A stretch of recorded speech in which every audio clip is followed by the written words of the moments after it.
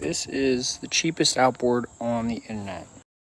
$184. We're gonna see how good it is. Fort Lauderdale, Florida. This is what she comes with.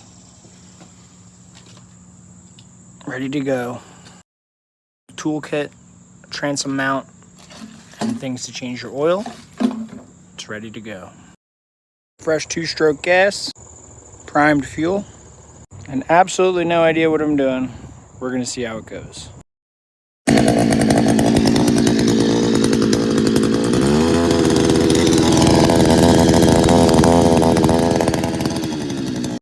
After 5 minutes of running, medium throttle, I realized